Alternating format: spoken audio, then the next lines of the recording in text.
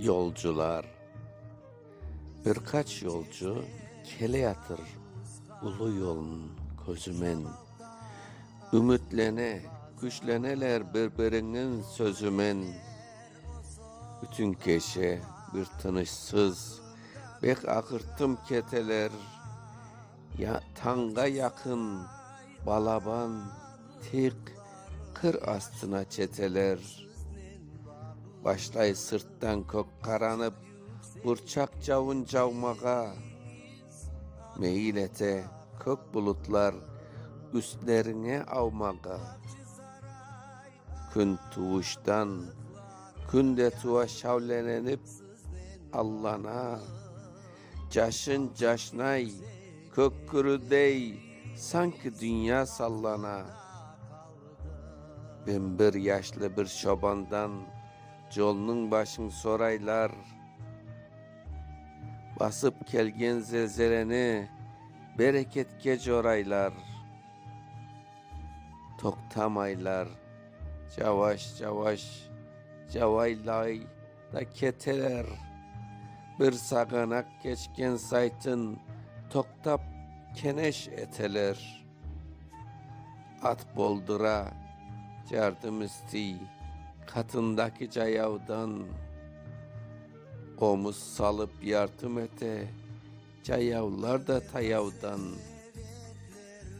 Altay tabını kamış kulak, gür calımlı alaşa. Özgen urup kökke sıçray, aslan dayın talaşa. Ana cettik, mına cettik, aldığımızda çekercik. Songu amma katik, aylanmay da tekerçik. Ey akaylar, deryadayın tolgunlara artınız. Toktanız, bir aytışayık, ne aytasınız ey kartımız. Dide atının başın cetip, bir talgaka buralar. Şu yerçikte kiçkeneçi, bir cemiyet kuralar. Karar vermey, korkup, ürküp, kaltıraşıp turganda. Katlarında tereklerini, yıldırımlar urganda. Karasınlar, ne köreler, çoban mingen atına. At patlatıp cetip dura, cigitlerinin katına. Hürmet edip caş yolcular, kart çobanını koralay. O olarga yol gösterip, köyde taban toralay. Aydanız siz artımdan değil, şimdi köyge sargamız. Kuvanşalar caş yolcular, mına bizim arkamız. Bek salman yavaş yavaş çalışmaya başlaylar.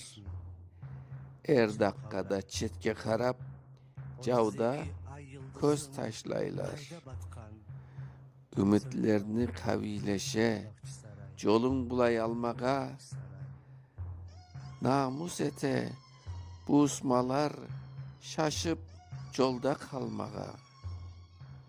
12 Aralık 1920 Akmescit.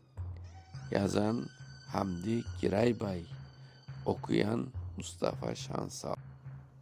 Yolcular, birkaç yolcu kele yatır ulu yolun közümen. Ümitlene, güçleneler